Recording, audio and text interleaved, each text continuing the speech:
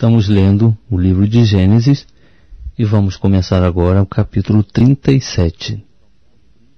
Jacó habitava na terra das peregrinações de seu pai, terra de Canaã.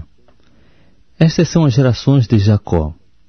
José, aos 17 anos de idade, estava com seus irmãos apacentando os rebanhos, sendo ainda jovem, andava com os filhos de Bila e com os filhos de Zilpa, mulheres de seu pai. E José trazia a seu pai mais notícias a respeito deles. Israel amava mais a José do que a todos os seus filhos, porque era filho da sua velhice, e fez-lhe uma túnica de várias cores. Vendo, pois, seus irmãos, que seu pai o amava mais do que a todos eles, odiavam-no e não lhe podiam falar pacificamente. José teve um sonho que contou a seus irmãos, por isso o odiaram ainda mais. Pois ele lhes disse: Ouvi, peço-vos, este sonho que tive. Estávamos nós atando molhos no campo, e eis que o meu molho, levantando-se, ficou em pé, e os vossos molhos o rodeavam e se inclinavam ao meu molho. Responderam-lhe seus irmãos: Tu, pois, deveras reinarás sobre nós? Tu, deveras, terás domínio sobre nós? Por isso, ainda mais o odiavam, por causa dos seus sonhos e das suas palavras. Teve José outro sonho, e o contou a seus irmãos, dizendo: Tive ainda outro sonho, e eis que o sol e a lua e 11 estrelas se inclinavam perante mim. Quando contou a seu pai e a seus irmãos, repreendeu o seu pai e disse-lhe: Que sonho é este que tiveste? Porventura viremos eu e tua mãe e teus irmãos a inclinar-nos com o rosto em terra diante de ti? Seus irmãos, pois, o invejavam, mas seu pai guardava o caso no seu coração. Ora, foram seus irmãos apacentar o rebanho de seu pai em Siquém. Disse, pois, Israel a José: Não apacentam teus irmãos o rebanho em Siquém? Vem, e enviar-te-ei a eles. Respondeu-lhe José: Eis-me aqui. Disse-lhe Israel: Vai, vê se vão bem teus irmãos e o rebanho, e traze-me resposta. Assim o enviou do vale de Hebrom, e José foi a Siquém. E um homem encontrou a José, que andava errante pelo campo, e perguntou-lhe: Que procuras? Respondeu ele: Estou procurando meus irmãos. Dize-me, peço-te, onde apacentam eles o rebanho? Disse o homem: Foram-se daqui, pois ouvi-lhes dizer: Vamos a Dotã. José, pois, seguiu seus irmãos e os achou em Dotã. Eles o viram de longe e, antes que se chegasse aonde estavam, conspiraram contra ele para o matarem, dizendo uns aos outros: Eis que lá vem o sonhador. Vinde, pois, agora, matemo-lo e lancemo-lo numa das covas, e diremos: Uma besta fera o devorou. Veremos então o que será dos seus sonhos. Mas Ruben, ouvindo isso, livrou-o das mãos deles, dizendo: Não lhe tiremos a vida. Também lhes disse Ruben: Não derramareis sangue. Lançai-o nesta cova que está no deserto, e não lanceis mão nele. Disse isto para livrá-lo das mãos deles, a fim de restituí-lo a seu pai. Logo que José chegou a seus irmãos, estes o despiram da sua túnica, a túnica de várias cores que ele trazia, e tomando-o, lançaram-no na cova, mas a cova estava vazia, não havia água nela. Depois sentaram-se para comer, e levantando os olhos, viram uma caravana de ismaelitas que vinha de Gileade. Nos seus camelos traziam traga-canto, bálsamo e mirra que iam levar ao Egito. Disse Judá a seus irmãos: De que nos aproveita matar nosso irmão e encobrir o seu sangue? Vinde, vendamo-lo a esses ismaelitas, e não seja nossa mão sobre ele, porque é nosso irmão, nossa carne. E escutaram-no seus irmãos. Ao passarem os negociantes midianitas, tiraram José, alçando-o da cova, e venderam-no por 20 ciclos de prata aos ismaelitas, os quais o levaram para o Egito. Ora, Rúben voltou à cova, e eis que José não estava na cova, pelo que rasgou as suas vestes, e, tornando a seus irmãos, disse: o menino não aparece, e eu, aonde irei? Tomaram então a túnica de José, mataram um cabrito, e tingiram a túnica no sangue. Enviaram a túnica de várias cores, mandando levá-la a seu pai, e dizer-lhe: achamos esta túnica, vê se é a túnica de teu filho ou não. Ele a reconheceu e exclamou: a túnica de meu filho! Uma besta fera o devorou, certamente José foi despedaçado. Então Jacó rasgou as suas vestes e pôs saco sobre os seus lombos, e lamentou seu filho por muitos dias. E levantaram-se todos os seus filhos e todas as suas filhas para o consolarem. Ele, porém, recusou ser consolado e disse: na verdade, com choro hei de descer para meu filho até o Seol. Assim chorou seu pai. Os midianitas venderam José no Egito a Potifar, oficial de Faraó, capitão da guarda. Estamos lendo o livro de Gênesis. Vamos começar agora o capítulo 38. Nesse tempo, Judá desceu de entre seus irmãos e entrou na casa de um adulamita, que se chamava Ira. E viu Judá ali a filha de um cananeu, que se chamava Suá. Tomou-a por mulher e esteve com ela. Ela concebeu e teve um filho, e o pai chamou-lhe Tornou ela a conceber e teve um filho, a quem ela chamou Onã.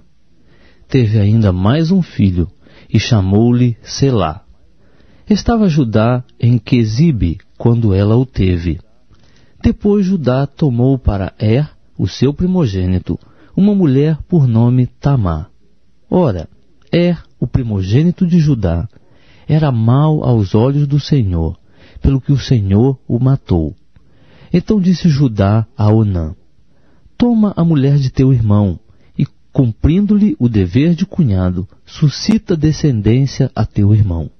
Onã, porém, sabia que tal descendência não havia de ser para ele, de modo que toda vez que se unia à mulher de seu irmão, derramava o sêmen no chão, para não dar descendência a seu irmão. E o que fazia era mal aos olhos do Senhor, pelo que o matou também a ele. Então disse Judá a Tamar sua nora: conserva-te viúva em casa de teu pai, até que Selá, meu filho, venha ser homem, porquanto, disse ele, para que porventura não morra também este com seus irmãos. Assim se foi Tamar e morou em casa de seu pai. Com o correr do tempo, morreu a filha de Suá, mulher de Judá. Depois de consolado, Judá subiu a Timnate, para ir ter com os tosqueadores das suas ovelhas, ele e Ira seu amigo, o adulamita. E deram aviso a Tamar, dizendo: eis que o teu sogro sobe a Timnate para tosquear as suas ovelhas. Então ela se despiu dos vestidos da sua viuvez, e se cobriu com um véu, e assim, envolvida, sentou-se à porta de Enaim, que está no caminho de Timnate, porque via que Selá já era homem, e ela lhe não fora dada por mulher. Ao vê-la, Judá julgou que era uma prostituta, porque ela havia coberto o rosto, e dirigiu-se para ela no caminho, e disse: vem, deixa-me estar contigo, porquanto não sabia que era sua nora. Perguntou-lhe ela: que me darás para estares comigo? Respondeu ele: eu te enviarei um cabrito do rebanho. Perguntou ela ainda: dar-me-ás um penhor até que o envies? Então ele respondeu: que penhor é que te darei? Disse ela: o teu selo com a corda e o cajado que está em tua mão. Ele, pois, lhes deu, e esteve com ela, e ela concebeu dele. E ela se levantou e se foi, tirou de si o véu, e vestiu os vestidos da sua viuvez.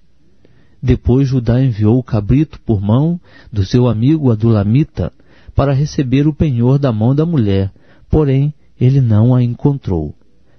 pelo que perguntou aos homens daquele lugar: onde está a prostituta que estava em Enaim junto ao caminho? E disseram: aqui não esteve prostituta alguma. Voltou, pois, a Judá e disse: não a achei. E também os homens daquele lugar disseram: aqui não esteve prostituta alguma. Então disse Judá: deixa-a ficar com o penhor, para que não caiamos em desprezo. Eis que enviei este cabrito, mas tu não a achaste. Passados quase 3 meses, disseram a Judá: Tamar, tua nora, se prostituiu. Eis que está grávida da sua prostituição. Então disse Judá: tirai-a para fora, e seja ela queimada. Quando ela estava sendo tirada para fora, mandou dizer ao seu sogro: do homem a quem pertencem estas coisas eu concebi. E disse mais: reconhece, peço-te, de quem são estes o selo com o cordão e o cajado. Reconheceu-os, pois, Judá, e disse: ela é mais justa do que eu, porquanto não a dei a meu filho Selá, e nunca mais a conheceu. Sucedeu que, ao tempo de ela dar à luz, havia gêmeos em seu ventre. E dando ela à luz, um pôs fora a mão, e a parteira tomou um fio encarnado e o atou em sua mão, dizendo: este saiu primeiro. Mas recolheu ele a mão, e eis que seu irmão saiu. Pelo que ela disse: como tens tu rompido? Portanto, foi chamado Pérez. Depois saiu o seu irmão, em cuja mão estava o fio encarnado, e foi chamado Zerá. Estamos lendo o livro de Gênesis. Vamos começar agora o capítulo 39.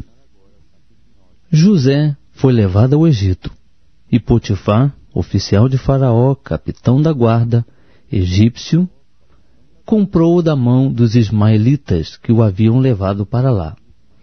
Mas o Senhor era com José, e ele tornou-se próspero, e estava na casa do seu senhor, o egípcio. E viu o seu senhor que Deus era com ele, e que fazia prosperar em sua mão tudo quanto ele empreendia. Assim José achou graça aos olhos dele, e o servia, de modo que o fez mordomo da sua casa, e entregou na sua mão tudo o que tinha. Desde que o pôs como mordomo sobre a sua casa e sobre todos os seus bens, o Senhor abençoou a casa do egípcio por amor de José. E a bênção do Senhor estava sobre tudo o que tinha, tanto na casa como no campo. Potifar deixou tudo na mão de José, de maneira que nada sabia do que estava com ele, a não ser do pão que comia. Ora, José era formoso de porte e de semblante. E aconteceu, depois destas coisas, que a mulher do seu senhor pôs os olhos em José e lhe disse: deita-te comigo. Mas ele recusou e disse à mulher do seu senhor: eis que o meu senhor não sabe o que está comigo em sua casa, e entregou em minha mão tudo o que tem. Ele não é maior do que eu nesta casa, e nenhuma coisa me vedou, senão a ti, porquanto és sua mulher. Como, pois, posso eu cometer este grande mal e pecar contra Deus? Entretanto, ela estava com José dia após dia. Ele, porém, não lhe dava ouvidos para se deitar com ela ou estar com ela. Mas sucedeu, certo dia, que entrou na casa para fazer o seu serviço, e nenhum dos homens da casa estava lá dentro. Então ela, pegando-o pela capa, lhe disse: deita-te comigo. Mas ele, deixando a capa na mão dela, fugiu, escapando para fora. Quando ela viu que ele deixara a capa na mão dela e fugira para fora, chamou pelos homens de sua casa e disse-lhes: vede, meu marido trouxe-nos um hebreu para nos insultar. Veio a mim para se deitar comigo, e eu gritei em alta voz.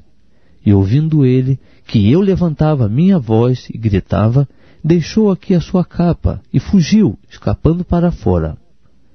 Ela guardou a capa consigo, até que o senhor dele voltou à casa. Então falou-lhe conforme as mesmas palavras, dizendo: o servo hebreu que nos trouxeste veio a mim para me insultar. Mas, levantando eu a voz e gritando, ele deixou comigo a capa e fugiu para fora. Tendo seu senhor ouvido as palavras de sua mulher, que lhe falara, dizendo: desta maneira me fez o teu servo, a sua ira se acendeu. Então o senhor de José o tomou e o lançou no cárcere, no lugar em que os presos do rei estavam encarcerados, e ele ficou ali no cárcere. O Senhor, porém, era com José, estendendo sobre ele a sua benignidade e dando-lhe graças aos olhos do carcereiro, o qual entregou na mão de José todos os presos que estavam no cárcere. E era José quem ordenava tudo o que se fazia ali. E o carcereiro não tinha cuidado de coisa alguma que estava na mão de José, porquanto o Senhor era com ele, fazendo prosperar tudo quanto ele empreendia.